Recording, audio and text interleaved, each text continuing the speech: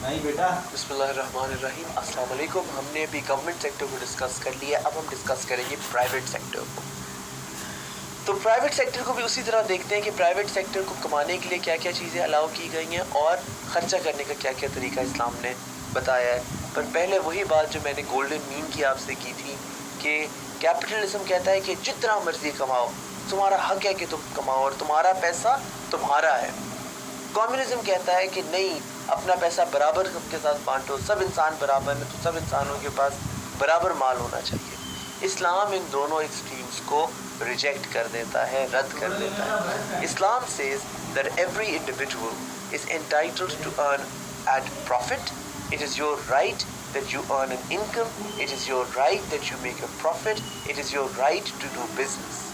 It is your right to own property.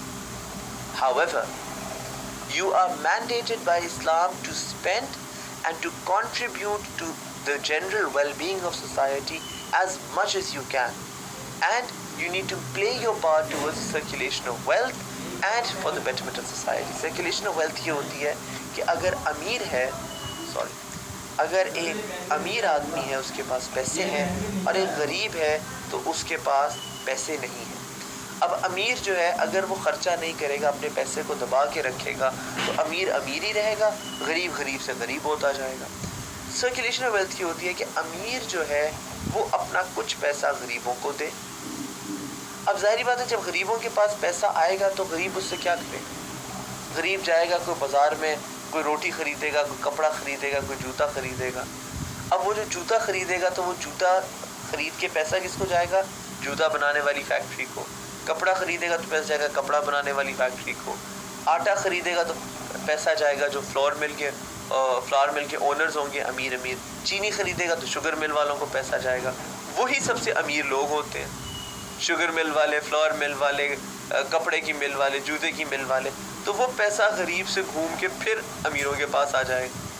تو ضروری ہے، اس کو کہتے ہیں سرکولیشن آف ویلتھ، کہ پیسہ ایک جگہ سے چلتا ہے اور گھوم پھر کے واپس آتا ہے. اس کے لیے ضروری ہے کہ امیر اپنا دل بڑا کر کے، اپنا دل جو ہے، یہ تو چھوٹا سا دل بنایا ہے ویسے میں نے کافی، تو اس دل کو بڑا کر کے تو غریبوں کو پیسے دیں. وہ غریبوں کو پیسے دیں گے تو اکانومی میں پیسہ دوڑے گا. اور یہ جو ہے، یہ اسلام جو ہے اس کا حکم دیتا ہے.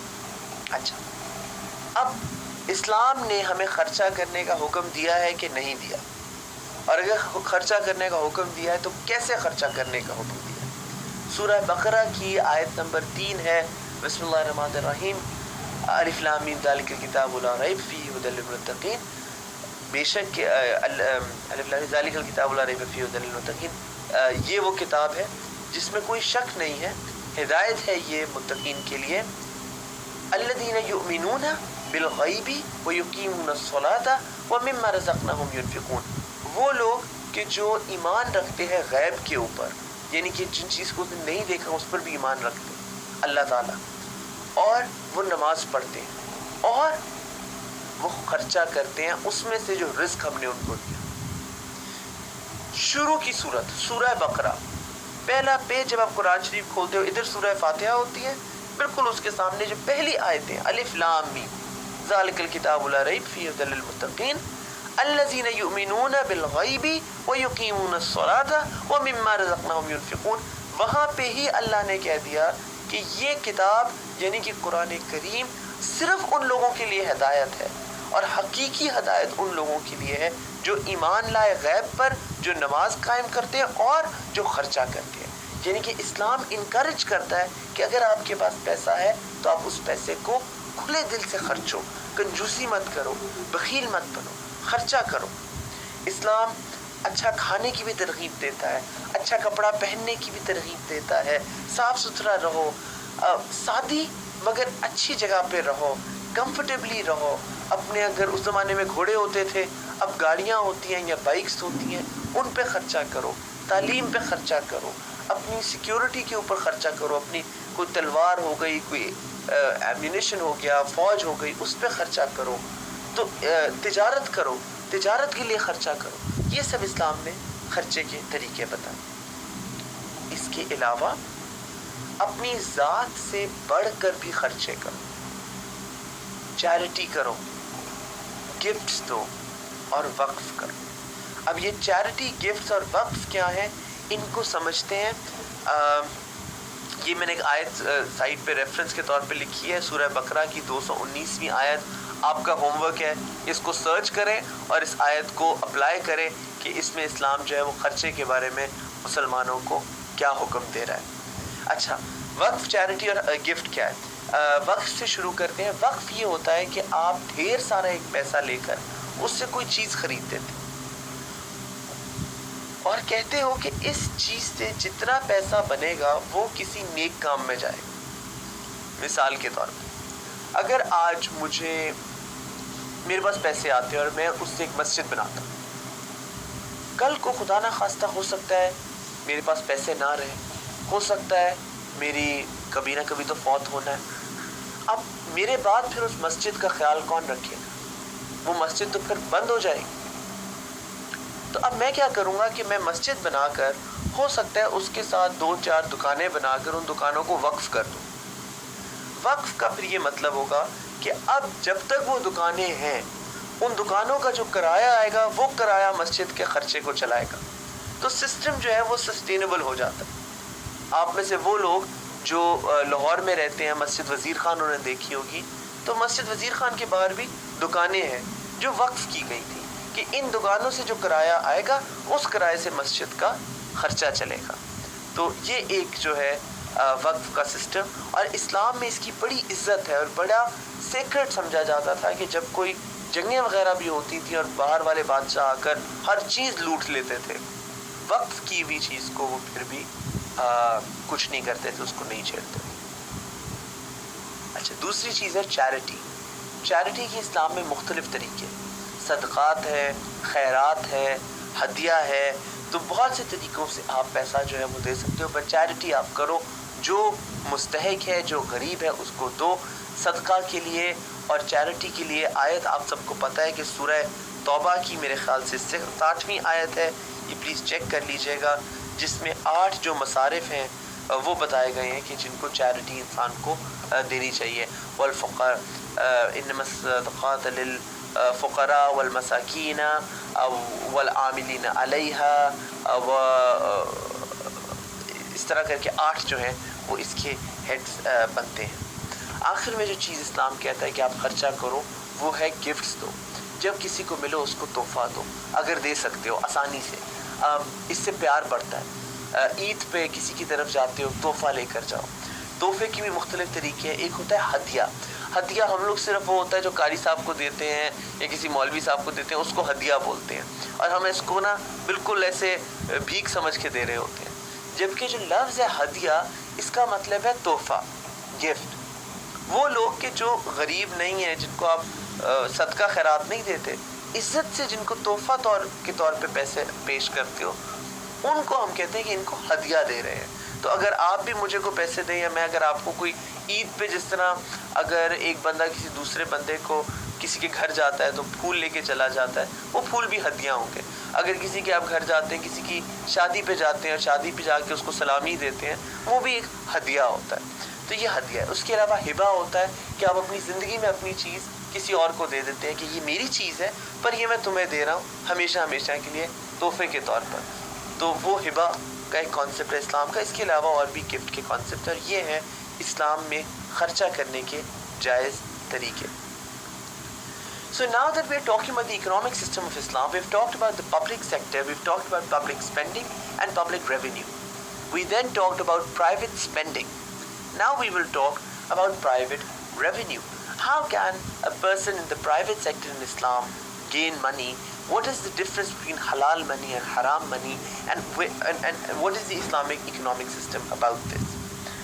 Revenue sources जो है इस्लाम में वो बड़ा simple है. Wealth यानी कि पैसा in Islam is created only by labor, number 1, by risk, number 2, and from the rent of property, number 3.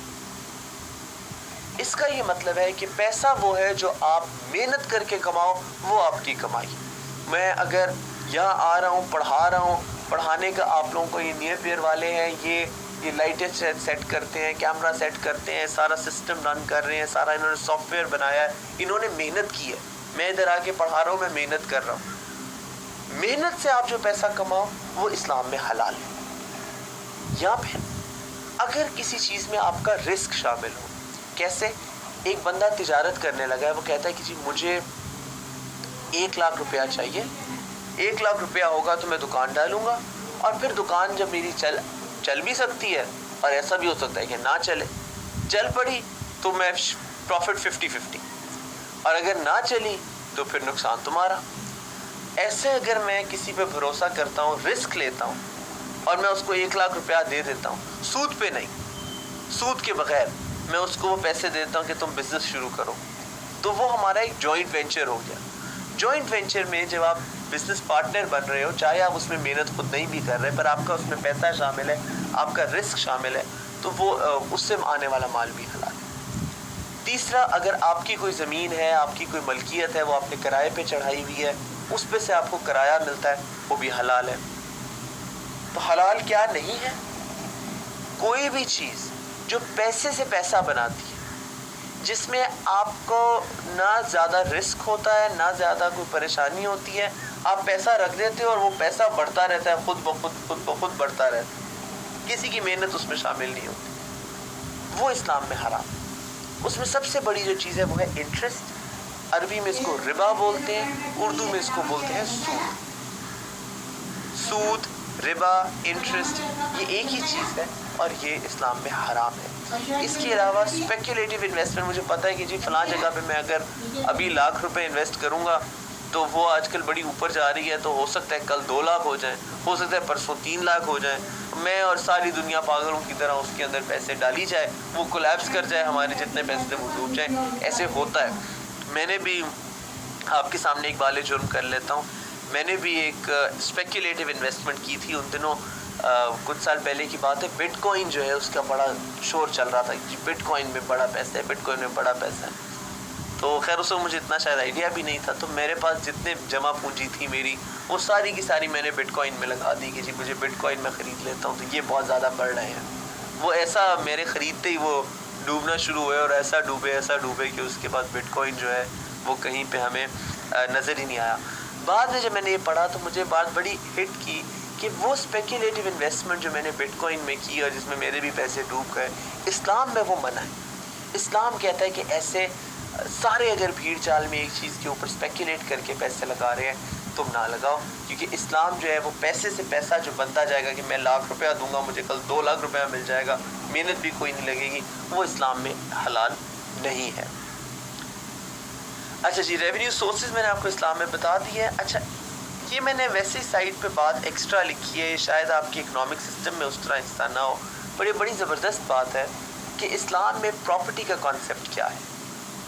اسلام میں پراپرٹی آپ کی نہیں ہوتی, آپ کی میری نہیں ہوتی. زمین جو ہے یہ اللہ تعالیٰ کی, اور زمین پہ بنائی ہوئی ہر چیز بھی اللہ تعالیٰ کی.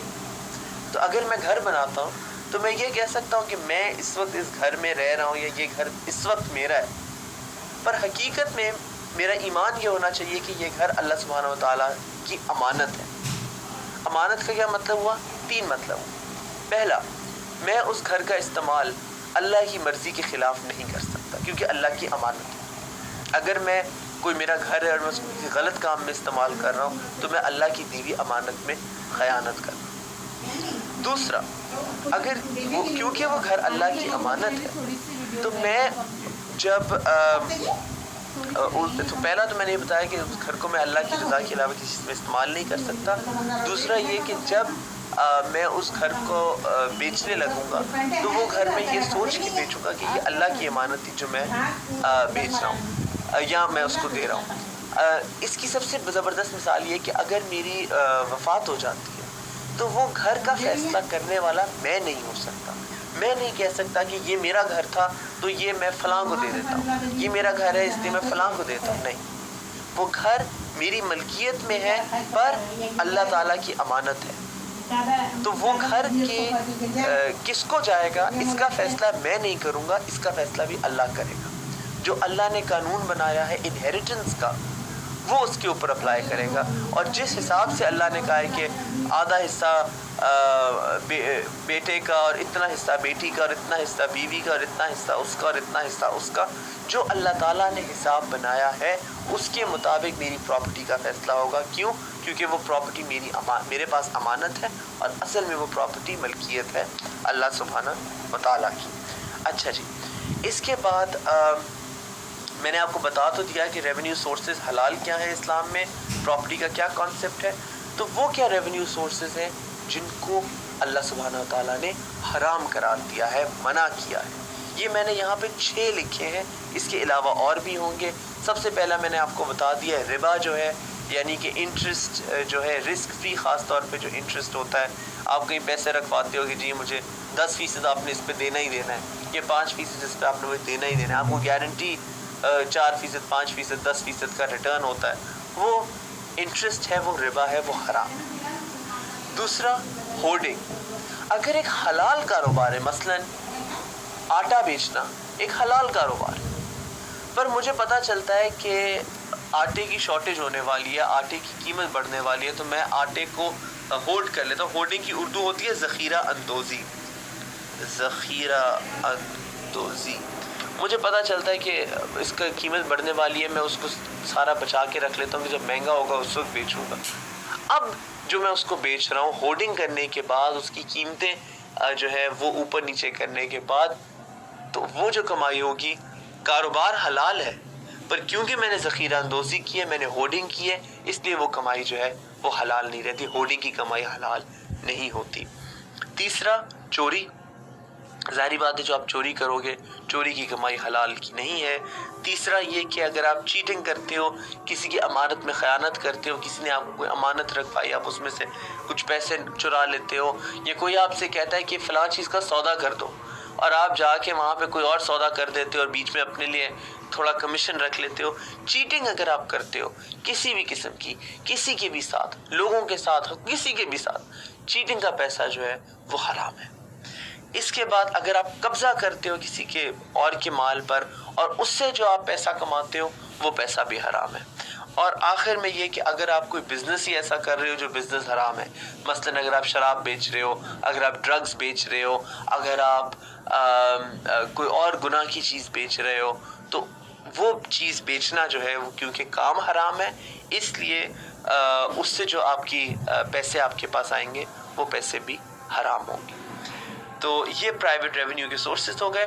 آخر میں ایک چھوٹی سی ڈسکشن جو 2 منٹ ہمارے پاس رہ گئے ہیں ان میں کرتے ہیں کہ کیا ایک اسلامی حکومت, اگر کوئی اسلامی اکنامک سسٹم کہیں رائج ہو, کیا وہ جدید ٹیکس, مثلا general sales tax, value added tax, income tax, wealth tax, capital gains tax, یہ نافذ کر سکتی ہے؟ ویڈیو پاز کریں اور 2 منٹ کے لیے سوچیں, اس کے بعد ویڈیو پلے بیک کریں. چلیں, ہوپ فلی آپ لوگوں نے سوچ لیا ہوگا. جواب اس کا سمپل سا ہے, ہاں اسلامک اسٹیٹ جو ہے وہ ہر ماڈرن ٹیکس جو ہے وہ ریز کر سکتی ہے. شرائط اس کی میں نے آپ کو شروع میں بھی بتائی تھی. 4 اس کے کرائیٹیریا فائنل دیکھ لیں. سب سے پہلا یہ ہے کہ جسٹ نیڈ ہو, یعنی کہ کوئی ایسی ضرورت ہو مسلمان حکومت کو کہ اس کو پیسے اسی وقت فوراً چاہیے ہوں. دوسرا یہ کہ ایمرجنسی ہو, کوئی فلڈ آ گیا, کوئی فیمن آ گئی, کوئی مسئلہ ہو گیا کہ حکومت کو اس علاقے کے لوگوں کی مدد کرنے کے لیے فوراً پیسے چاہیے, تو وہ کسی اور علاقے سے ایکسٹرا ٹیکس لگا سکتی ہے کہ کسی دوسرے علاقے سے پیسے لے اور یہاں پہ خرچہ کر دے, تو ایمرجنسی کی صورت میں پیسے جمع کر سکتی ہے. تیسرا جسٹ ایپلیکیشن, صرف یہ نہیں کہ ضرورت جائز ہے مگر اس کو خرچہ بھی جائز طریقے سے کیا جائے. مثال کے طور پر عمران خان صاحب نے ابھی بنائے, وزیر اعظم صاحب نے یہ پناہ گھر میرے خیال سے بنائے ہیں کہ جہاں پر وہ لوگ کہ جن کے سر پہ چھت نہیں ہوتی وہ آ کے ٹھہر سکتے ہیں. اب نیڈ جو ہے, ضرورت جو ہے, وہ تو جسٹ ہے, وہ تو صحیح ہے, مگر اگر یہ بڑے مہنگے گھر بنائیں, اس پہ کروڑوں روپے کا خرچہ آئے, اس کے بعد تو وہ ایپلیکیشن اس کی جسٹ نہیں ہے. تو ضرورت بھی جسٹ ہو اور اس کا خرچہ بھی آپ سوچ کے کرو کہ یہ عوام کا پیسہ ہے, یہ میرے کوئی باپ دادا کی جاگیر نہیں ہے, یہ عوام کا پیسہ, اس کو میں نے بڑی احتیاط سے خرچنا ہے. اور آخری بات جو ہے وہ یہ ہے کہ اگر زکوٰۃ کم پڑ جائے تو دوسرا ٹیکس لگائیں۔ سب سے پہلا فرض ہے حکومت کا کہ وہ زکوٰۃ کلیکٹ کرے۔ اگر زکوٰۃ سے حکومت کے خرچے پورے ہو جاتے ہیں بہترین، اور کوئی ٹیکس نہ لگاؤ۔ اگر زکوٰۃ کلیکٹ کرنے کے بعد بھی حکومت کے جائز کال آ رہی ہے۔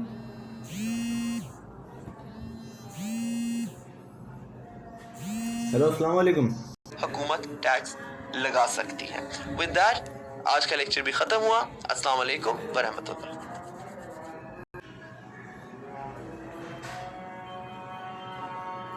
بسم اللہ الرحمن الرحیم۔ اچھا، جو مین بات تھی ہماری، جو اصل ڈسکشن تھی اسلامک جوڈیشل سسٹم کی، وہ تو ہم نے کر لی۔ ہم نے اس کے پرنسپلز دیکھ لیے، ہم نے اس کی ہسٹری دیکھ لی، ہم نے اس کا ایولیوشن دیکھ لیا، اس کی امپورٹنس دیکھ لی۔ کچھ ایکسٹرا باتیں ویسے ہی کر لیتے، ہو سکتا ہے کسی جگہ پہ کام آ جائے۔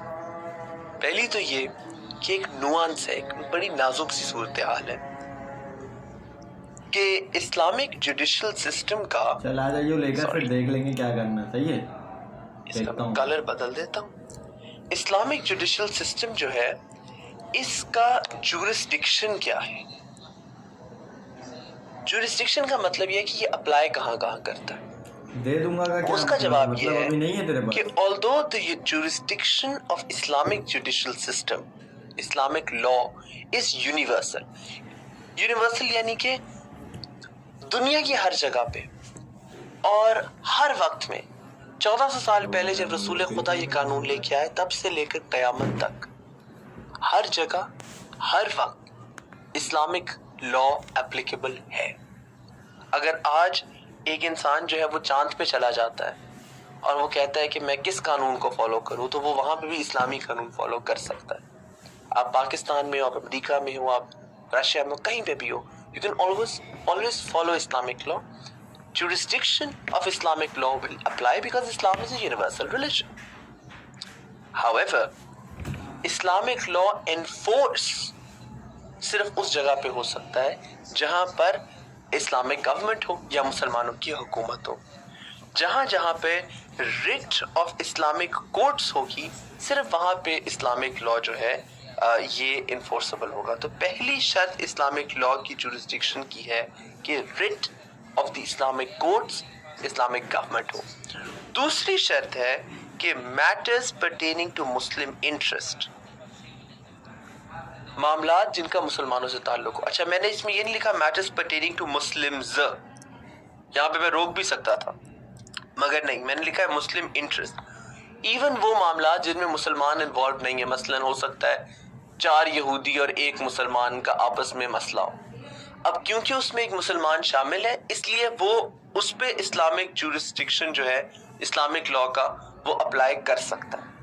پر اگر 4 یہودیوں کا آپس کا معاملہ ہے، 4 عیسائیوں کا آپس کا معاملہ ہے، 4 ہندوؤں کا آپس کا معاملہ ہے، تو اس پہ اسلامک لا اپلائی نہیں کرے گا کیونکہ ان کا آپس کا معاملہ ہے۔ Internal matters of other states, دوسرے ملکوں کا، اور other religious groups in the Muslim state, یعنی کہ اب انڈیا ہے یا چائنا ہے، ان کا اندرونی کوئی معاملہ، یا مسلمان ملک کے اندر بھی جو غیر مسلم رہتے ہیں ان کے آپس کا کوئی معاملہ، 2 کرسچنز کا یا 2 ہندوؤں کا یا 2 یہودیوں کا آپس کا معاملہ، وہ ان لوگوں کے اپنے لا کے مطابق ہوگا۔ چائنا والوں کا چائنا کے لا کے مطابق، انڈیا والوں کا انڈیا کے لا کے مطابق، اور مسلمان ملک کی بھی جو مائنورٹی ہے اس کا مائنورٹی کے لا کے مطابق ہی معاملہ ڈیل ہوگا۔ اس کی سب سے اچھی مثال ہمیں سلطنت عثمانیہ یعنی آٹومن امپائر میں ملتی ہے، ان some thing known as the ملت سسٹم۔ انہوں نے اپنے مختلف گروپس کو ڈفرنٹ ملتس میں ڈیوائیڈ کر دیا تھا۔ تو مثال کے طور پہ the Jews were a millet, the Arabs were a millet, the Turks were a millet، اور ہر ملت کا اپنا لیگل سسٹم تھا۔ سو عربیوں کے اوپر مسلم لا پلس عربک لا اپلائی کرتا تھا، ترکوں کے اوپر مسلم لا پلس ٹرکش لا اپلائی کرتا تھا، یہودیوں کے اوپر جوش لا اپلائی کرتا تھا۔ یہ ایک ملت سسٹم جو تھا، اور وہاں پہ کورٹس بھی ایسے ہی ہوتی تھی کہ یہودیوں کے لیے یہودی کورٹ، عربیوں کے لیے عربی کورٹ، ترکوں کے لیے ترکی کورٹ۔ تو وہ ایک ملت سسٹم جو تھا آٹومنز کا وہ تھا۔ اچھا جی، جورسڈکشن میں ہم نے بات کر لی ہے۔ اس لیکچر میں ہم پنشمنٹس کے اوپر اور پریسیڈنٹس کے اوپر اور application of Islamic judicial system کافی کچھ رہتا ہے، شروع کرتے ہیں۔ کرتے جاتے ہیں۔ پہلا یہ کہ پنشمنٹ جو ہے اسلامک جوڈیشل سسٹم میں ان کا مقصد کیا ہے؟ اسلام میں جب ہم کسی بھی گناہ کے لیے یا کسی بھی کرائم کے لیے سزا دینے لگتے ہیں تو کیا چیزیں ہمیں لازماً کنسیڈر کرنی ہیں اس کے لیے؟ سب سے پہلی جو ہے وہ ہے ڈیٹرنس، یعنی کہ ایسی سزا دی جائے کہ اس کے بعد کسی کی ہمت نہ ہو کہ وہ ایسا گناہ کرے۔ دوسرا ہے ریٹریبیوشن، یعنی کہ جس کے ساتھ زیادتی ہوئی ہے اس کا ازالہ ہو، ان دا سینس کہ اگر کسی کی آنکھ ضائع ہوئی ہے یا اگر کسی کی ٹانگ کٹ گئی ہے تو ریٹریبیوشن اس کو اس کا بدلہ ملے، کہ اگر اس کی ٹانگ کٹی ہے تو پھر اس کی بھی ٹانگ کٹے، آئی فار آئی، ریٹریبیوشن، کہ یہ لگے لوگوں کو کہ اگر میرے اوپر کوئی ظلم ہوا ہے، میرے ساتھ کوئی زیادتی ہوئی ہے تو اس کا بدلہ مل گیا۔ بدلہ از دا گڈ ورڈ، بدلہ۔ اچھا، تیسرا ہے انکیپیسیٹیشن، کہ جس نے کوئی گناہ کیا ہے، کوئی غلطی کی ہے، کوئی کرائم کیا ہے، وہ دوبارہ وہ نہ کر سکے۔ مثال کے طور پر ایک شخص ہے کہ جو پکڑا گیا ہے،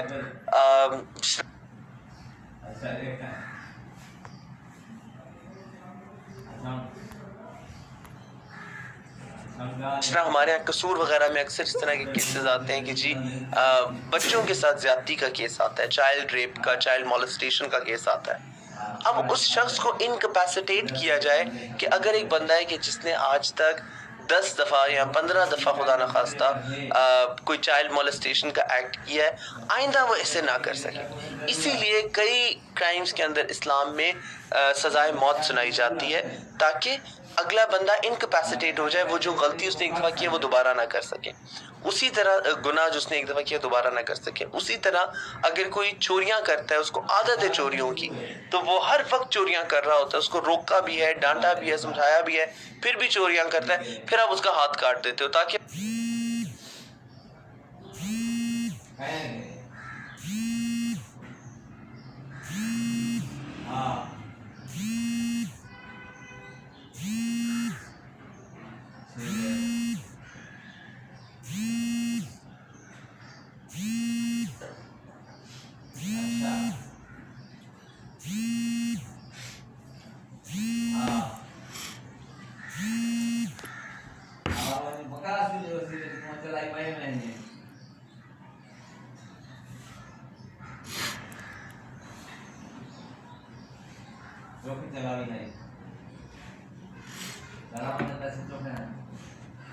وہ آئندہ چوری نہ کر سکے۔ تو اسلام میں تیسرا پوائنٹ ہے انکیپیسیٹیشن۔ چوتھا ہے ریہیبلیٹیشن۔ ریہیبلیٹیشن کا یہ مطلب ہے کہ اگر ایک شخص سدھر سکتا ہے تو اس کو سدھار لیا جائے۔ مثال کے طور پر اسلام یہ کہتا ہے کہ اگر کوئی انسان ہے کہ جو، کیا میں اس کی مثال دوں، کچھ فقہا کے اندر یہ آتا ہے کہ اگر جس طرح دو کنوارے لڑکے ہیں اور انہوں نے آپس میں کوئی ہنسی مذاق میں کوئی ایسی حرکت کر دی کہ جو ان کو آپس میں نہیں کرنی چاہیے تھی، کوئی نازیبا حرکت تھی، آپ ان دونوں کو سزا دو گے، مگر قرآن جو ہے وہ یہ کہتا ہے کہ اگر وہ دونوں توبہ کر لیں اور معافی مانگ لیں، آپ ان کو سمجھاؤ، اگر وہ سمجھنے سے معافی مانگ لیتے ہیں اور سمجھ جاتے ہیں اور توبہ کر لیتے ہیں تو اللہ بھی ان کو معاف کر دے گا، آپ بھی ان کو معاف کر دو۔ یعنی کہ پہلا فوکس اللہ کا یہ ہے کہ اللہ بھی معاف کر دے اور لوگ بھی معاف کر دیں۔ اسی طرح ریہیبلیٹیشن، اگر ایک بندہ ہے جس نے گاڑی غلط چلا رہا تھا، جس کی وجہ سے کسی کو لگی، اس کا پاؤں زخمی ہو گیا، اب حالانکہ ریٹریبیوشن کی اجازت ہے کہ اگر اس کی وجہ سے آپ کا پاؤں ٹوٹا ہے، آپ جواب میں اس کا پاؤں، حکومت سے کہو کہ جواب میں حکومت اس کا پاؤں توڑ دے، اجازت ہے اس کی۔ پر قرآن میں اللہ تعالیٰ جو آیت ہے جس میں یہ قصاص والے آیت آتی ہے کہ an eye for a life for a life، نفسی an نفسی، اور an eye for an eye، an ear for an ear، a nose for a nose، وہاں پہ آگے لکھا ہوا ہے کہ اگر ان کو معاف کر دو اگلے بندے کو تو وہ ایک بہتر ہے۔ آگے ہم یہ آیت بھی پڑھیں گے، اس میں آپ کو بتاؤں گا کہ اگر معاف کر دو تو بہتر ہے۔ یعنی کہ اگر اس نے گاڑی ماری اور آپ کا پاؤں ٹوٹ گیا، آپ کو یہ حق ہے کہ آپ جواب میں سزا کے طور پہ हुकूमत से कहो कि उसके पाँव को भी तोड़ दे। हुकूमत ये कर सकती है इस्लामिक लॉ के मुताबिक, मगर बेहतर ये है कि आप उसको माफ़ कर दो ताकि वो आइंदा अपनी आदतें जो है वो सुधार सके और वो तौबा करे और वो एक बेहतर इंसान बन सके। आखिरी ये है रेस्टिट्यूशन, यानी कि जिसका नुकसान हुआ है उसके नुकसान का कुछ अजाला हो। इसकी सबसे बड़ी मिसाल जो है वो है दियत, यानी कि अगर एक शख्स है जिसने एक दूसरे शख्स का कत्ल कर दिया, मिसाल के तौर पर एक बंदा है जिसके बच्चे हैं, जिसका एक बच्चा है, अब ये बंदा किसी और से कोई गलती हुई या जानबूझ के, पर इस बंदे की जो है वो डेथ हो गई। अब जब इसकी डेथ हो गई है तो अब इसके बच्चे का ख्याल रखने वाला कोई नहीं। अब वो जिसने इसको जिसकी वजह से इस बंदे की डेथ हुई है, अगर आप उसको सजाए मौत दे देते हो, उसको कत्ल कर देते हो, तो इस बच्चे को तो कोई फ़ायदा नहीं हुआ सिवाय इसके कि अच्छा ठीक है बदला हो गया। इस्लाम ये कहता है कि नहीं, इस बच्चे के लिए ज़रूरी है कि अगर ये बच्चा ये कहता है या इसके वारिसीन लवाहिकीन ये कहते हैं कि जी वो बंदा जिसने कत्ल किया वो उसको माफ़ कर देते हैं, पर वो इतने पैसे दे दे कि ये बच्चा जो है ये अपनी पूरी जो ज़िंदगी है, तालीम है और वो सब है, उसके अखराजात उठा सके, वो इसके लिए ज़्यादा बेहतर है बजाय इसके कि आप इस बंदे के कत्ल के जुर्म में दूसरे को भी कत्ल कर दो। ये पहले मर गया था, वो भी आपने मार दिया, दोनों बंदे कत्ल हो गए, और जो बच्चा बेचारा इस गरीब का था, यतीम बच्चा है, उसका ख्याल रखने वाला कोई नहीं है। उससे बेहतर है कि जो एक एक्सीडेंट हो गया है उस पर माफ़ कर दें, और जो बंदा जिससे एक्सीडेंट हुआ है वो उसकी दियत दे दे, यानी कि पैसे दे दे लॉस ऑफ लाइफ के बदले में। रेस्टिट्यूशन यानी कि इसका कुछ ना कुछ अजाला हो जाए, इसका जो चीज़ का नुकसान हुआ है उसका। इसके अलावा रेस्टिट्यूशन की इससे बेहतर एग्जांपल ये होगी कि एक शख्स है कि जिसके घर में चोरी हो गई है, अगर आपको वो बंदा मिलता है तो आप उसको सबसे पहले ये कहते हो कि यार जिसकी आपने चोरी किया उसकी पैसे उसको चीज़ें उसको वापस कर दो। अगर वापस कर दो तो जाहिर बात है वो एक बेहतर चीज़ है, तो जिसके साथ ज़्यादती हुई है उसकी चीज़ उस पर वापस पहुँच जाए। ये है एम्स ऑफ पनिशमेंट इस्लाम के अंदर। अच्छा, आगे हम बात करते हैं फीचर्स ऑफ पनिशमेंट, कि पनिशमेंट कैसी होनी चाहिए। वो बड़ी सादी सी बात है, ये एक एक लाइन एक एक हेडिंग बन जाएगी, इसके नीचे आप दो दो जुमले लिखोगे, एक लंबा सा आपका प्यारा सा आंसर इसमें आ जाएगा। पनिशमेंट इस्लाम में इंटेंस होनी चाहिए, सख्त होनी चाहिए, कंसिस्टेंट होनी चाहिए। ऐसा ना हो कि एक बंदे को सज़ा मिले, दूसरे को ना मिले, तीसरे को मिले, चौथे पाँचवें को ना मिले, छठे को सातवें को मिल जाए। नहीं, सज़ा मिलनी है तो सबको मिलनी है, बराबर मिलनी है और कंसिस्टेंटली मिलनी है। हर चोर को पता हो कि चाहे मैं वज़ीर आज़म का बच्चा हूँ या मैं किसी गरीब का बच्चा हूँ, मुझे सज़ा हुकूमत देगी तो बराबरी के तौर पे देगी, कंसिस्टेंट होनी चाहिए। तीसरा, प्रॉम्प्ट होना चाहिए। ऐसा ना हो कि आज एक क्राइम हुआ है तो उसका 10 साल उसका केस चलता रहे, फिर 5 साल अपील चलती रहे, फिर 10 साल दोबारा अपील चलती रहे। अगर आज किसी ने कानून तोड़ा है उसको आज जल्द अज जल्द उसकी सज़ा मिलनी चाहिए। फ़ौरन तो पॉसिबल नहीं होता, पर जल्द अज जल्द सज़ा मिलनी चाहिए, प्रॉम्प्ट सज़ा मिलनी चाहिए। उसके बाद पॉपुलरली अपहेल्ड हो, यानी कि सबको पता हो कि इस चीज़ की ये सज़ा है। ऐसा ना हो कि आपने कानून बनाया और किसी को पता ही नहीं था उस कानून का। हज़रत उमर के दौर में एक शख्स जो था वो शराब पीता हुआ पकड़ा गया, उसको जब लेके आया हज़रत उमर के पास तो हज़रत उमर ने कहा कि तुमने शराब क्यों पी, तुम तो मुसलमान हो। तो उसने कहा कि हज़रत उमर मुझे तो पता ही नहीं था कि शराब जो है वो बैन हो गई। आपने कहा तुम गलत बात करते हो, कैसे हो सकता है ना पता हो। उसके महल्ले में पूछवाया कि किसी ने इसको, वो जो आयत नाजिल हुई है कि जिसने शराब बैन की है, किसी ने इसको पढ़ के सुनाई है? सबने कहा जी हमने नहीं पढ़ के सुनाई। कोई बंदा नहीं मिल रहा था जिसने कहा उसने पढ़ के सुनाई। तो हज़रत उमर ने कहा ठीक है, इसका मतलब है कि तुम्हें नहीं पता था, तो हम तुम्हें इस बार कुछ नहीं कहेंगे, अगली बार ख्याल रखना। ताकि मतलब इसका ये कि पॉपुलरली अपहेल्ड, सबको वो कानून पता होना चाहिए। अगर किसी को कानून नहीं पता तो आप उसको उसमें थोड़ी माफ़ी दे सकते हो। हमारे लॉ में ये नहीं होता। हमारे लॉ में जो तरीका है वो है कि ignorance of law is no excuse. अगर आपको नहीं पता कि एक कानून है, आपको फिर भी उसके मुताबिक सज़ा दी जा सकती है। इस्लाम ये कहता है कि कानून वो है जो सबको पता हो कि ये कानून, और अगर किसी को कानून नहीं, कोई काफ़ी सारे लोग हैं जिनको एक कानून का पता ही नहीं है, तो आप उस कानून को उन पर लागू नहीं कर सकते, क्योंकि उनको तो पता ही नहीं है कि ये चीज़ गलत है या सही है, यानी काबिल सज़ा है, क्राइम है कि नहीं है। तो वो हो गए। آخری بات یہ ہے کہ ڈسکریجز اسکیپ، ایسی سزا ہو کہ لوگ اس سے بچ کے نکلنے کا تصور بھی نہ کر سکیں، ایسا نہ لگے ان کو کہ ہم کسی طرح سے سزا سے بچ سکتے ہیں، بلکہ ہر کسی کو سزا کا خوف بھی ہو اور سزا کا یقین بھی ہو۔ اسلامک جوڈیشل سسٹم بڑا اسٹرانگ تھا، بڑا تگڑا تھا، بڑا زبردست تھا، اور اس کی آپ کو مثالیں میں کچھ دے چکا ہوں۔ پہلے میں نے آپ کو مثال دی کہ رسول خدا نے کہا کہ اگر میری بیٹی فاطمہ بنت محمد بھی ہوتی تو میں ان کو یہی سزا دیتا۔ دوسرا، حضرت علی جو تھے وہ خلیفہ تھے، تو ایک یہودی کے ساتھ ان کا ڈس ایگریمنٹ ہو گیا، کورٹ میں چلے گئے، کورٹ میں گئے تو قاضی جو تھا اس نے حضرت علی کو بھی سامنے بٹھایا، یہودی کو بھی بٹھایا، دونوں سے گواہ بلائے۔ حضرت علی جو تھے ان کے گواہ کے طور پر ان کا بیٹے امام حسن امام حسین آئے، ان کے غلام جو تھے میرے خیال سے قمبر نام تھا وہ آئے، تو قاضی نے کہا کہ جی بیٹوں اور غلام کی گواہی جو ہے وہ اس معاملے میں قبول ہی نہیں ہوتی، اور یہودی کے حق میں فیصلہ کر دیا۔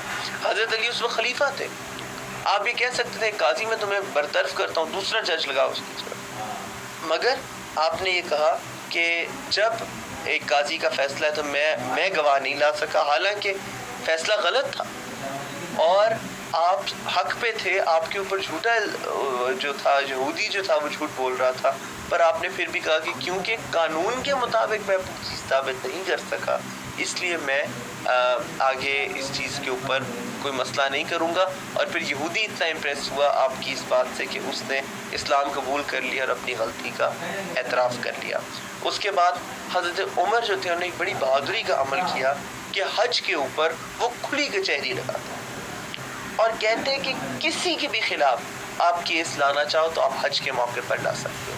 ویسے بھی کیونکہ حج کا موقع ہے تو کوئی حج میں جھوٹ نہیں بولتا، تو یہ بھی تھا کہ کوئی جھوٹ نہیں بولتا اس وقت، اور اس وقت آپ بتا دیتے کہ جی میرے علاقے میں فلاں بندہ رشوت لے رہا ہے یا فلاں بندہ ظلم کر رہا ہے، وہاں پہ آپ کھلی کچہری لگاتے تھے، اپنے آفیسرز کے خلاف بھی کارروائی کرتے تھے اس کھلی کچہری میں، مظالم کورٹ نام تھا ان کا۔ اس کے بعد اسلامک لاء جو ہے اس میں کمپلیٹ سیپریشن آف پاور، جو خلیفہ ہے وہ قاضی کو برطرف بھی نہیں کر سکتا، اس کے فیصلوں میں عمل دخل بھی نہیں کر سکتا، اور قاضی جو ہے وہ خلیفہ کو بلا کر اس سے حساب لے سکتا ہے۔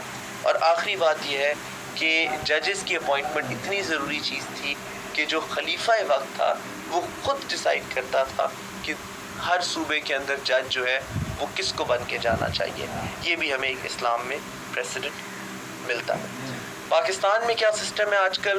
پاکستان میں آج کل ایک ہائیبریڈ سسٹم ہے، کچھ چیزیں اسلامک جوڈیشل سسٹم کی ہیں، کچھ چیزیں ماڈرن جوڈیشل سسٹم کی ہیں، کچھ چیزیں ہیں جو دونوں کے اندر۔ اسلامی کیا کیا چیز ہے؟ پہلی اسلامی چیز ہے ہمارا آئین، ہمارا کانسٹیٹیوشن، جو کہتا ہے کہ حاکمیت اللہ تعالیٰ کی ہے، sovereignty belongs to Allah.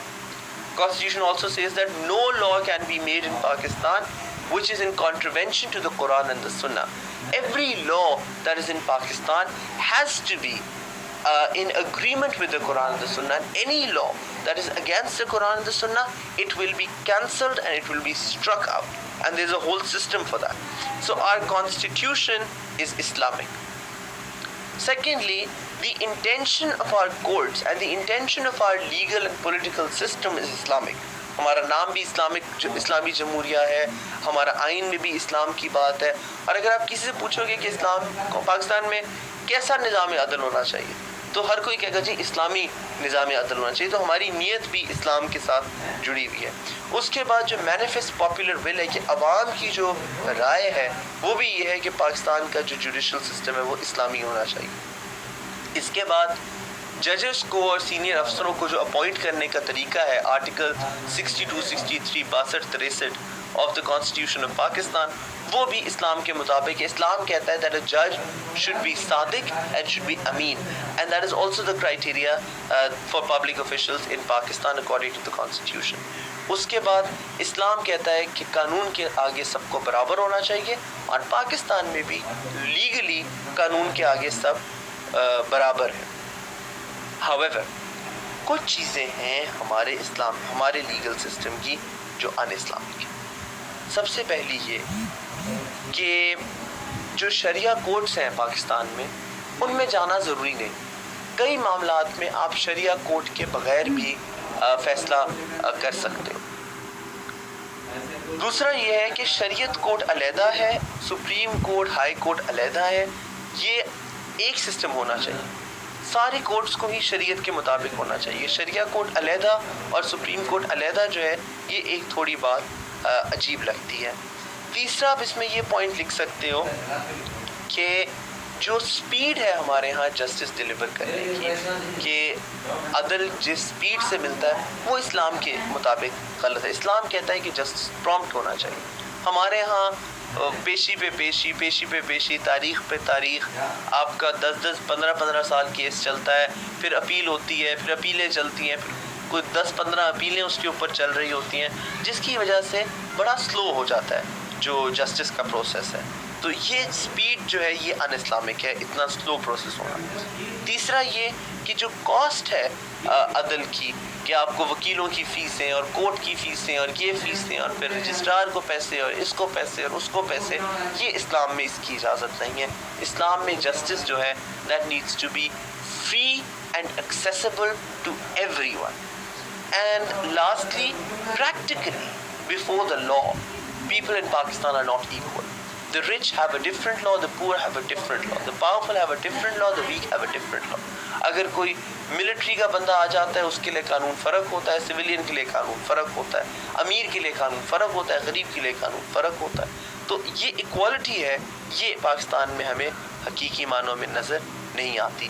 Us page کے اوپر I have put all the Quranic وہ ان کو آپ خود ہی ایک نظر دیکھ لیجئے، اور ان کو بلکہ میں I'll quickly read them out. سورہ نمبر 4 verse number 16، سورہ نساء کا verse number 16، who are guilty of indecency punish them both۔ اس میں یہ ہے کہ اگر دو لوگ ہیں، ایک مرد ہے ایک عورت ہے، اور وہ دونوں کچھ غلط کام کرتے ہیں تو دونوں کو سزا ملنی چاہیے۔ ایسا نہ ہو کہ مرد کے لیے فرق سزا، عورت کے لیے فرق سزا۔ جیسا کہ میں نے آپ کو پہلے بتایا کہ اسلام میں ایکوالٹی بیفور دا لا ہے، قانون کے آگے مرد ہو یا عورت ہو دونوں برابر ہیں۔ اس کے بعد سورہ مائدہ کی 42 آیت ہے کہ جج بٹوین them with justice، فاحکم بین الناس بالعدل۔ Verily Allah loves those who act justly، اللہ ان سے پیار کرتا ہے کہ جو عدل کرتے ہیں۔ پھر اسی سورت کی جو آیت ہے 545، اگر کوئی ایک آیت ہے جو میں آپ سے کہوں گا کہ اس کی ٹرانسلیشن کم سے کم کوشش کریں کہ آپ کو کچھ حد تک یاد ہو، تو وہ سورہ مائدہ کی آیت نمبر 45 ہے، جس میں اللہ تعالیٰ نے لا آف قصاص بتایا ہے، این آئی فار این آئی جس کو ہم بولتے ہیں، کہ ایک زندگی کے بدلے زندگی اور آنکھ کے بدلے آنکھ اور ناک کے بدلے ناک اور کان کے بدلے کان۔ یہ اللہ کا قانون ہے، اور اگر آپ کو کوئی چوٹ پہنچاتا ہے تو اس کے بدلے اس کا قصاص۔ یہ قصاص کی آیت ہے، یہ ضرور دیکھ لیں۔ اس آیت کا پہلے حصے میں قصاص ہے، اور دوسرے حصے میں یہ بات ہوئی ہے کہ whoever does not judge by what Allah has revealed، یعنی کہ the Quran is one of the ظالمون، یعنی کہ جو بھی قرآن کے مطابق فیصلہ نہیں کرتا وہ اصل میں ظالموں میں سے۔ آخری آیت آپ ایک دیکھ لیجئے، سورہ number 36 verse number 58، so judge between the people in truth and do not follow desire as it will lead you astray، فاحکم بین الناس بالحق۔ یہ جو ہے یہ ہمارا جو پاکستان کا سپریم کورٹ ہے اس کا بھی موٹو ہے، اور اس کے لوگوں کے اوپر بھی لکھا ہوتا ہے فاحکم بین الناس بالحق۔ تو یہ آیت جو ہے اس کے میں نے اس لیے لکھا تھا کیونکہ یہ ہمارے سپریم کورٹ کے موٹو سے ریلیٹڈ ہے۔ حدیث جو ہے وہ اس میں دیکھ لیجئے کہ if a judge gives a judgment using his best judgment and is correct, then he receives a double reward, and if he uses his best judgment but makes a mistake, then he receives a single reward۔ یعنی کہ جج کو آپ کو بھی بحیثیت ہر انسان ہی جج ہے ایک طرح سے کسی نہ کسی معاملے میں، آپ کو ثواب تو ملے گا۔ اگر آپ محنت سے ایمانداری سے کوئی بھی فیصلہ کرتے ہو تو آپ کو اس کا ثواب ملے گا۔ اگر آپ ایمانداری سے فیصلہ کرتے اور صحیح فیصلہ ہو جاتا ہے تو ڈبل ثواب، اور ایمانداری سے فیصلہ کرتے اور غلط بھی فیصلہ ہو جاتا ہے آپ کو پھر بھی اللہ ایک ثواب جو ہے وہ ضرور دے گا۔ اس کے ساتھ آج کا لیکچر ختم ہوتا ہے۔ السلام علیکم ورحمۃ اللہ۔ Bismillahirrahmanirrahim. Assalamu alaikum. Once again, we are here with our next lecture for CSS on Napier. And the topic that we're going to do today is a technical topic. It's Islamic economic system. The reason I want to cover this topic particularly in these lectures is because, as I've already told you guys pehle, कि things that you can study in a book, इतनी सारी books हैं, और मैं हमेशा कहता हूँ कि इन लेक्चर्स के साथ अपनी बुक को ज़रूर अपने पास रखें. कोई भी बुक जो भी आप इस्लामिक स्टडीज़ के लिए यूज़ कर रहे हैं, उसमें कुछ चीज़ें बड़ी सिंपली समझाई होती हैं. हज हो गया, ज़कात हो गया, ये उसके अंदर इजीली आपको समझ आ जाते हैं. कुछ टॉपिक्स हैं जो ज़्यादा कॉम्प्लिकेटेड होते हैं, ज़्यादा मुश्किल होते हैं. उनमें मेरी कोशिश होती है ख़ास तौर पे कि आपके लिए लेक्चर्स बना दूँ ताकि वो मुश्किल वाले टॉपिक्स जो हैं वो आसानी से समझ आ जाए. इकोनॉमिक सिस्टम जो है इस्लाम का, इसका टॉपिक मुश्किल दो एतबार से है. एक तो ये कि कई लोगों के लिए ये कॉन्सेप्ट नए होते हैं, उन्होंने ये टर्म्स पहले नहीं सुनी होती, ये बातें उनके लिए नई होती हैं, सर्कुलेशन ऑफ वेल्थ क्या है वगैरह वगैरह. दूसरा ये मुश्किल इसलिए होते हैं क्योंकि इसमें इतना कुछ है कहने को कि उसको स्ट्रक्चर करना बड़ा मुश्किल हो जाता है कि किधर की बात किधर से लेके जाएं, कहाँ से उसको जोड़ें, उसकी लॉजिक कैसे बनाएं, क्या क्या लिखें क्या क्या ना लिखें, वो सारे प्रॉब्लम्स आते हैं. तो आज हम इसको टॉपिक को शुरू करते हैं और बड़ा इजीली हमने इसको डाइसेक्ट करना है. मैं बल्कि इसको दो चीज़ों में आसानी से आपके लिए तोड़ देता हूँ, पब्लिक सेक्टर और प्राइवेट सेक्टर. ये क्या होते हैं, क्यों होते हैं, और इसका इस्लामिक इकोनॉमिक सिस्टम से क्या ताल्लुक़ है, वो भी हम 1 मिनट में समझ लेंगे. उससे पहले थोड़ा सा एक इंट्रोडक्टरी जुमला मैं बोलता जाऊँ कि दुनिया के अंदर मुख्तलिफ इकोनॉमिक सिस्टम्स पाए जाते हैं. एक इकोनॉमिक सिस्टम है जिसको बोलते हैं कैपिटलिज्म. कैपिटलिज्म यानी कि अमेरिका का, इंग्लैंड का, वेस्टर्न यूरोप का इकोनॉमिक सिस्टम जो आज पूरी दुनिया के अंदर राइज है. पाकिस्तान में भी वही सिस्टम है. कैपिटलिज्म में सबसे ज़रूरी चीज़ होती है पैसा. कैपिटलिज्म कहता है कि पैसा जमा करो, पैसा कमाओ, हर चीज़ पैसे की खातिर होती है. अगर किसी से कोई काम करते हो तो उसको उसके पैसे दो, अगर आप किसी के लिए कोई काम करते हो तो उससे उसके पैसे लो, और अल्टीमेटली सबसे कामयाब वो है कि जिसके पास सबसे ज़्यादा पैसा है. कैपिटलिज्म की बड़ी अच्छी बातें हैं. जिस तरह से कैपिटलिज्म की वजह से दुनिया ने बड़ी तरक्की की है, ज़ाहिर बात है पैसे की खातिर बड़ी बड़ी कंपनियां बनी, कंपनियों ने बड़ी सेल्स की. आज भी पूरी दुनिया में मल्टी नेशनल्स हैं, नेस्ले, यूनिलीवर वगैरह, जो करोड़ों चीज़ें बेचते हैं और खरबों के अंदर इनके जो है खरबों रुपए इनका होता है, रेवेन्यू होता है जो ये जनरेट करते हैं.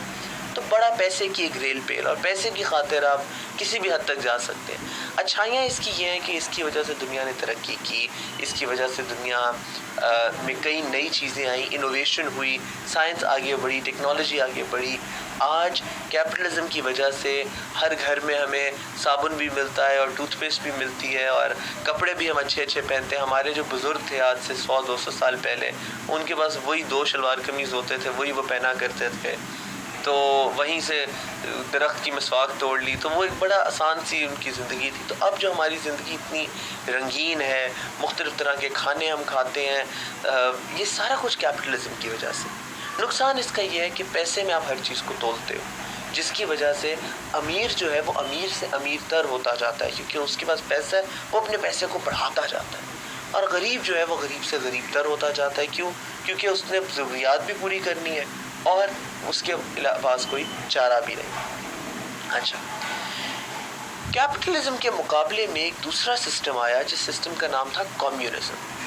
कम्युनिज्म कहता था कि मुआशरे में मुकम्मल तौर पर बराबरी होनी चाहिए, यानी कि अमीर और गरीब का फ़र्क जो है वो हमें मिटा देना चाहिए. हमें अमीरों से उनके पास जितना एक्स्ट्रा पैसा है वो उनसे ले लेना चाहिए और वो गरीबों को दे देना चाहिए, ताकि मुआशरे में हर इंसान जो है अपनी ज़रूरियात पूरी कर सके. ऐसा ना हो कि किसी के मेज़ के ऊपर 100 खाने पड़े हुए हैं और खाना ज़ाया हो रहा है और कोई दूसरा भूखा मर रहा हो. कम्युनिज्म ने कहा कि अमीरों से लो और गरीबों को दो, इस तरह के मुआशरे में बराबरी आ जाए. वर्ल्ड वॉर 2 के बाद तकरीबन 40-50 साल पूरी दुनिया इन दो आइडियोलॉजीज़ के बीच में लड़ती रही. एक तरफ कैपिटलिज्म अमेरिका का, दूसरी तरफ कम्युनिज्म रशिया का. इस जंग के अंदर जीत हार तो बाद की बात है, पर اگر ہم اینڈ رزلٹ دیکھیں تو نہ کیپٹلزم 100% صحیح ہے اور نہ کمیونزم 100% صحیح ہے. دونوں کے اندر اچھی باتیں ہیں اور دونوں کے اندر بری باتیں. تو اب کیا ایسا اکنامک سسٹم ہو جو ان دونوں کی اچھی باتیں ایکسیپٹ کرے اور بری باتوں کو ریجیکٹ کرے؟ وہ اکنامک سسٹم آج مغرب نے اس کو ویلفیئر اکنامکس کا نام دیا ہے. ناروے، سویڈن، ڈنمارک وغیرہ کے اندر یہ سسٹم ہوتا ہے.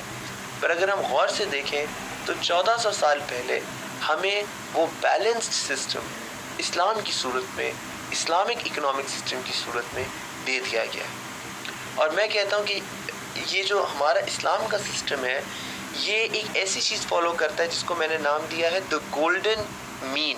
مین کا مطلب ہوتا ہے بیچ والی چیز، برابری کی، مطلب ایوریج چیز جو ہوتی ہے، جو کمپرومائز ہوتا ہے بیسٹ، کہ یہاں کا بھی بیسٹ اور وہاں کا بھی بیسٹ، نہ اس طرف نہ اس طرف، بالکل بیچ میں. جو چیز بیچ میں اس کو کہتے ہیں مین پر ہونا.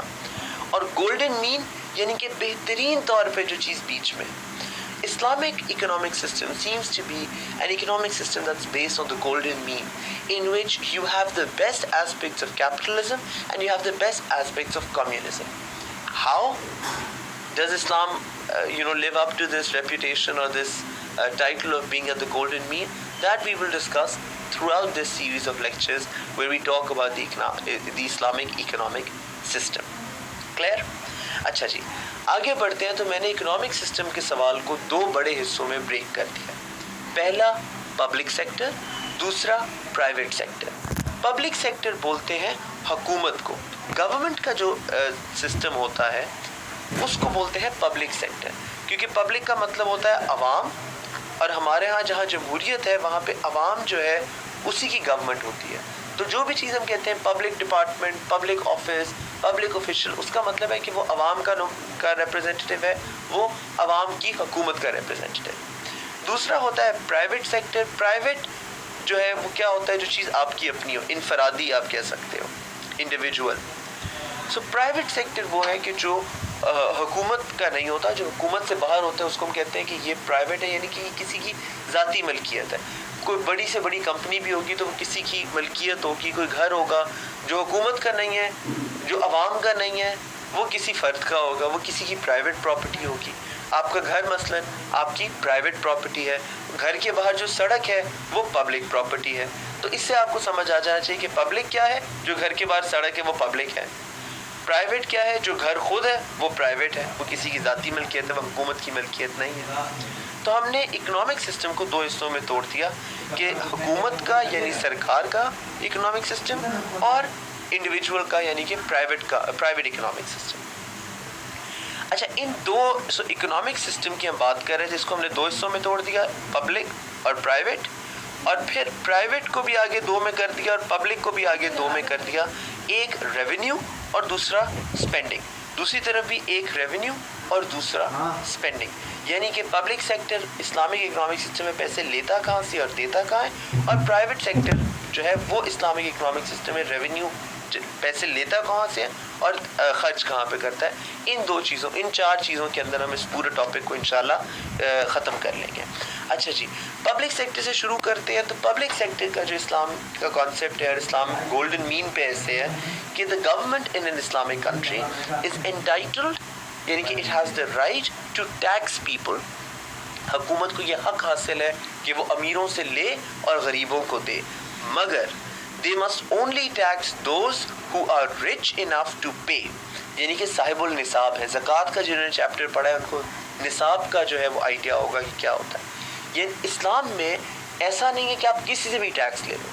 آج ہم دیکھتے ہیں ہمارا جو اکنامک سسٹم ہے، جب کوئی غریب آدمی بھی بازار جا کر آٹا خریدتا ہے یا آئل خریدتا ہے یا چینی خریدتا ہے تو اس کے اوپر اس کو جنرل سیلز ٹیکس کے نام پر ایک ٹیکس دینا پڑتا ہے، چاہے وہ غریب آدمی کیوں نہ ہو. اس کا ہو سکتا ہے پورے دن کی دہاڑی کما کے اس نے 100 روپے کمائے ہوں، وہ 100 روپے جب دکان پہ لے کے جائے گا تو وہ اس 100 روپے کی جو چیز خریدے گا اس پر بھی ٹیکس دے گا.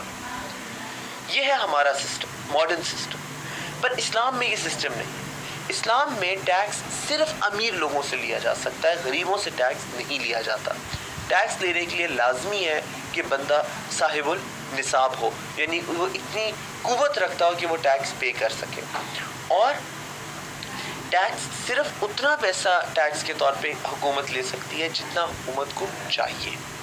इस तरह हम कहते हैं कि इस्लामिक पब्लिक सेक्टर जो है उसमें गवर्नमेंट रेवेन्यू और स्पेंडिंग जो है वो एक गोल्डन मीन पे है, यानी कि एक परफेक्ट बैलेंस है। टैक्स ले भी सकती है मगर बहुत ज़्यादा भी नहीं ले सकती और किसी के ऊपर जुल्म भी नहीं कर सकती। अच्छा जी, इसके बाद मैंने आपसे कहा था 2 चीज़ें हम डिस्कस करेंगे कि इस्लामी इकोनॉमिक सिस्टम में जो पब्लिक सेक्टर है, जो गवर्नमेंट है, वो स्पेंडिंग क्या तरीका है और उसका रेवेन्यू जनरेशन का क्या तरीका है, पैसे कमाने का क्या तरीका है।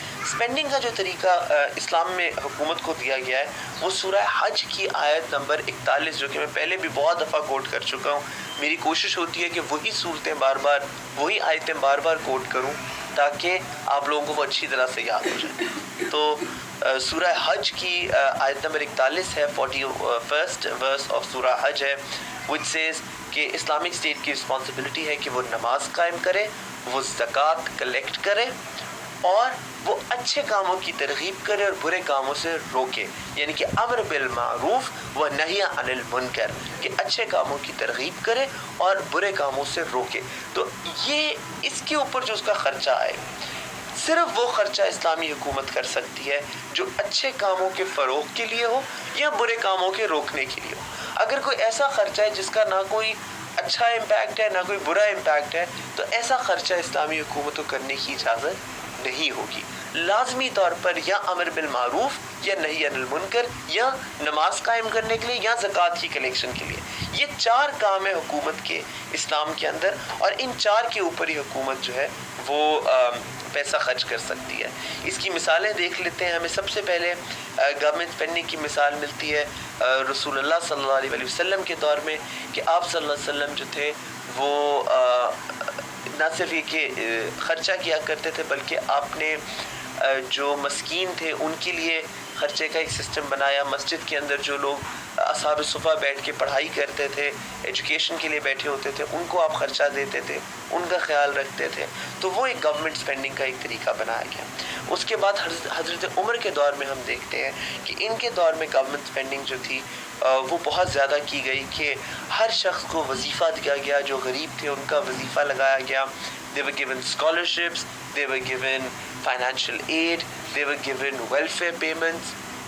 ये सारा सिस्टम हज़रत उमर ने शुरू किया, टू द डिग्री कि उन्होंने कहा कि अगर दरियाए फ़ुरात के किनारे कोई कुत्ता भूख से मर जाए तो उमर उसका ज़िम्मेदार है। So even if a dog dies starves to death at the banks of the river Euphrates, तो Umar will be responsible for it. Which just goes on to show कि ये भी एक काम हुकूमत का है, ये भी एक अमर बिल मारूफ है और ये भी एक बुराई से रोकने वाली चीज़ है। तो इसके ऊपर भी ख़र्चा इस्लामी हुकूमत कर सकती है। आखिर में हम मिसाल देखते हैं हज़रत अली करमुल्लाह वजह की, कि उनके दौर में रात को बैतुल माल खाली होता था, क्योंकि जितने पैसे जमा होते थे पूरे दिन में, जितना खिराज जमा होता था, जितना टैक्स जमा होता था, हज़रत अली करमुल्लाह वजह शाम तक वो सारा गरीबों के अंदर बांट देते थे, ताकि माशरे में बराबरी आ सके और गरीब जो है वो कोई भी मस्कीन जो है वो भूखे पेट ना सोए, वो तकलीफ़ में ना रहे।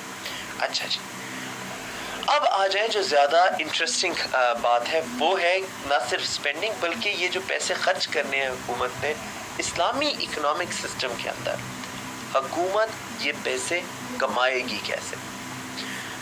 रेवेन्यू सिस्टम जो है, इसमें मैं 2 चीज़ें आपसे डिस्कस करूँगा। एक रेवेन्यू सोर्सेस कि किन किन हेड्स में कमा सकती है हुकूमत, और दूसरा रेवेन्यू सिस्टम की जो एक सिस्टम है टैक्स कलेक्शन का, वो क्या है। आज हम पाकिस्तान में देखते हैं तो हमारा टैक्स का ये सिस्टम है कि हमारा एक डिपार्टमेंट है जिसको हम बोलते हैं इनलैंड रेवेन्यू सर्विस या इनकम टैक्स डिपार्टमेंट, जो FBR federal board of revenue के अंडर आता है। FBR पूरे मुल्क से टैक्सेस जमा करता है। इस्लामिक इकोनॉमिक सिस्टम जो खुलफाए राशिदीन रिज़वानुल्लाह अलैहिम ने बनाया था, उसमें ये सिस्टम था कि रेवेन्यू कलेक्शन जो थी, इट वाज अ डिवॉल्व्ड सब्जेक्ट, यानी कि लोकल एरियाज़ का रेवेन्यू लोकली जमा होता था। ऐसा नहीं था कि सीरिया के पैसे जमा होकर मदीना भेजे जा रहे हैं। सीरिया के पैसे जमा होते थे, पहले सीरिया पे खर्च होते थे, फिर जो अमाउंट होती थी वो मदीना भेजी जाती थी सेंट्रल गवर्नमेंट को। मगर یہ بھی نہیں ہے کہ سارا کا سارا ہی کنٹرول صوبوں کو دے دیا کہ اچھا جو مرضی کرو، یمن والے جو مرضی کریں، سیریا والے جو مرضی کریں، مصر والے جو مرضی کریں. ایسا سسٹم بھی نہیں تھا. جو سب سے سینئر آفیسر ہوتا تھا، جو سب سے سینئر بیوروکریٹ ہوتا تھا اسلامک ریونیو سسٹم کا، وہ خلیفہ وقت جو تھے وہ خود مقرر کرتے تھے اور خود بھیجتے تھے کہ اس بندے کو میں اپوائنٹ کر رہا ہوں اپنا ریپریزنٹیٹو، تاکہ وہ وہاں پر ریونیو جمع کر سکیں. اچھا، یہ جو میں آفیسرز کی بات کر رہا ہوں جو خلیفہ وقت بھیجتے تھے، جیسے حضرت عمر بھیجتے تھے یا حضرت عثمان بھیجتے تھے، یہ کون کون سے آفیسرز تھے؟ سب سے پہلے آفیسر کا نام تھا عامل. عامل یعنی کلیکٹر، وہ جو ہر جگہ جا کر تو میک شور کرتا تھا کہ جتنا جتنا پیسہ حکومت کو دینا ہے ٹیکس کی مد میں وہ لوگ دے رہے ہیں کہ نہیں دے رہے، اس کو بولتے تھے عامل. جب یہ پیسہ لے آتا تھا، اگر پیسہ لائے گا بھی ایک ہی بندہ اور خرچ بھی وہی کرے گا تو ظاہری بات ہے بیچ میں گھپلے کا چانس ہو سکتا ہے. تو حضرت عمر نے یہ سسٹم بنایا کہ ایک بندہ پیسہ جمع کرے گا، اس کا نام ہوگا عامل یعنی کلیکٹر. وہ پیسے لا کر ایک دوسرے بندے کو دے دے گا جس کا نام ہوگا خازن یعنی ٹریجرر. اور خازن جو ہے وہ خزانے کی حفاظت کرے گا، وہ دیکھے گا کہ اس پیسے کو خرچ کس طرح کرنا ہے، تاکہ جمع کرنے والا ہاتھ اور ہو اور خرچ کرنے والا ہاتھ اور ہو، اور ان کا پھر آپس میں حساب رہ سکے کہ کس نے کتنا جمع کیا اور کس نے کتنا خرچ کیا. تو یہ عامل اور خازن یعنی کلیکٹر کا سسٹم جو تھا یہ اسلامک بیوروکریسی میں تھا. اور یہ بات میں آپ سے پہلے بھی عرض کر چکا ہوں کہ tax is to be collected only if local conditions permit taxation and people are able to pay. اس کا یہ مطلب ہے کہ in an Islamic government, in an Islamic economic system, if somebody is too poor you cannot take tax from them. Also, if there is a catastrophe like an environmental problem, for example there is a flood or there is a famine or there is an earthquake or there is any other problem which has hurt the local people, there might be a disease for example that has hurt the local people, in that case in the Islamic system you cannot collect tax from them. This does not happen today as frequently as it happened then. Even today we see that if there is a flood, then the government says that we are going to exempt a certain group of people from taxation because flood کے اندر ان کا سارا ہو سکتا ہے کھیت جو ہے وہ بہہ گیا تو چلے حکومت ان سے نہیں لے گی، ٹیکس نہیں لے گی. پر یہ سسٹم اسلام کا اوریجنلی ہے کہ اگر کسی علاقے میں کوئی مسئلہ ہو گیا ہے، لوگ پیسے نہیں ہیں ان کے پاس، غربت آ گئی ہے، کوئی پرابلم ہو گئی ہے، تو آپ ان سے ٹیکس جمع نہیں کرو گے. یہ ہے اسلامک ریونیو سسٹم. اچھا، اس لیکچر کو یہاں ختم کرتے ہیں. اگلے لیکچر میں ہم ڈیٹیل میں ڈسکس کریں گے کہ سورسز آف اسلامک ریونیو جو ہیں، sources of revenue for N Islamic government وہ کیا ہیں. السلام علیکم.